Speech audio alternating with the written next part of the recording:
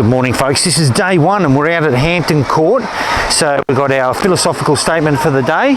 Starting today with Thomas Paine, who was an amazing man, came from Thetford in the United Kingdom, and he was heavily involved in both the American and French revolutions. And he said to argue with a person who has renounced reason is like administering medicine to someone who is dead. Very wise words. And as we head into Hampton Court, we notice that the great architect Sir Christopher Wren, we should give his dues, he was the architect who rebuilt St Paul's Cathedral after it burnt down in the Great Fire of London, which we'll be going to where that fire started in a couple of weeks. He was a remarkable man who lived into his 90s, and lo and behold, this is where he lived for many years, right opposite Hampton Court Palace. Let's go inside and have a look around. Okay. So as you know, we're at Hampton Court, and this was built by Thomas Wolsey. He was an English statesman and Catholic bishop. He built all of Hampton Court, and then eventually he had it taken off him by Henry VIII.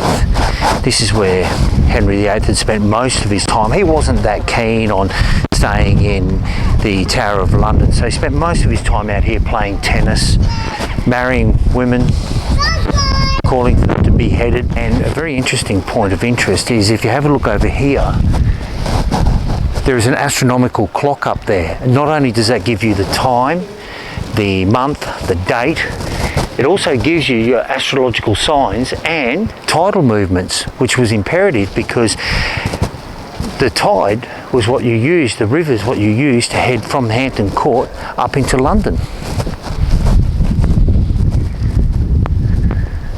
These are the halls of the Hampton Court Palace, and no doubt this is where King Henry VIII would have been storming through the halls yelling for the execution of his wife Catherine Parr, because he'd more or less lost interest in her and she was rumoured to be having an affair. Well, it was only rumoured she was having an affair, and the losing of the interest may be because she wasn't having sex with him anymore. Well, she was only 19, she was wasn't she? only 19, and he was old and overweight, and he would have been a bit smelly because he was very ulcerated around his legs. So she probably lost a lot of interest being a young woman. This is the Elizabeth I's privy kitchen. She had it built further away from her chamber because she didn't want the noises and the smells of the cooking.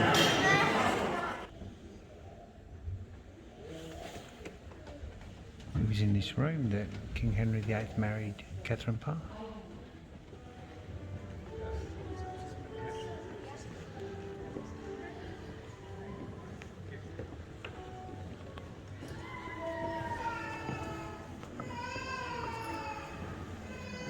This is the council chamber.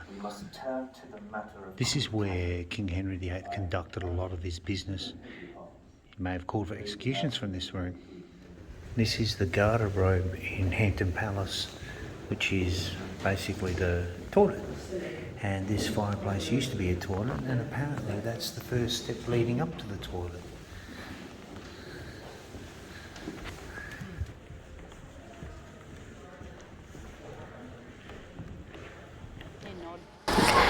This is a moat that King Henry had. It goes through here, under here, over to this side, and it was only good for about 10 years because it just got too rank and stinky, so they drained it. Going to go over and look at the oldest hedge maze in the UK, commissioned by George III in 1700. Let's go. Goodness, where am I? Oh, found him! I can get out now. I got lost. Oh, great maze.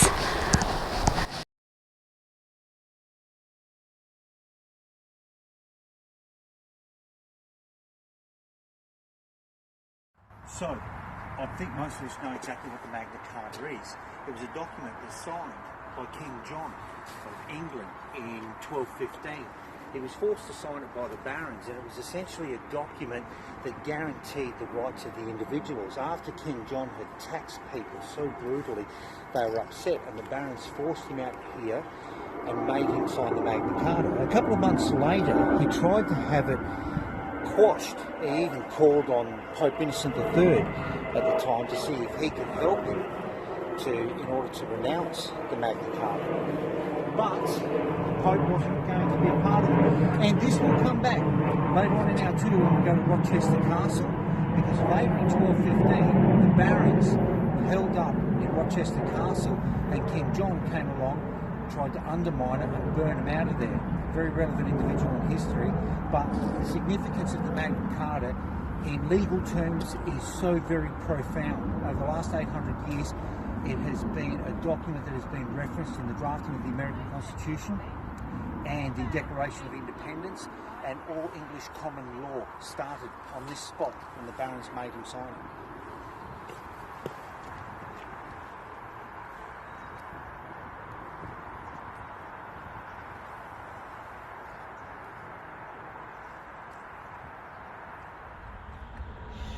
I just want to add one more side note about the Magna Carta, because I think it helps us understand the importance of this document. And I'm going to read it out verbatim. It's clause 39 of the Magna Carta. This is how we have managed to get such fundamentals like habeas corpus. No free man shall be seized, imprisoned, dispossessed, outlawed, exiled, or ruined in any way, nor in any way proceeded against, except by lawful judgment of his peers and the law of the land. They're incredibly profound words. Like an Eskimo. Yeah, I'm looking like an Eskimo. So what do you reckon? It's an interesting little spot. It's not part of history, granted. No, it's not part of history, but it's go on. part of theatrical history. Yeah. Can we go with that one? The castle from the Rocky Horror Picture Show. It's actually called Oakley Court, and it's about 10 minutes drive from Windsor Castle. Yeah, it's beautiful grounds, absolutely magnificent. There's your river.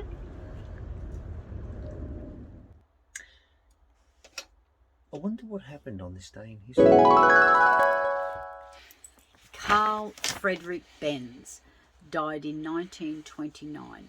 Benz's first invention was a gas-operated vehicle, was like a trike. How do we get Mercedes in the name?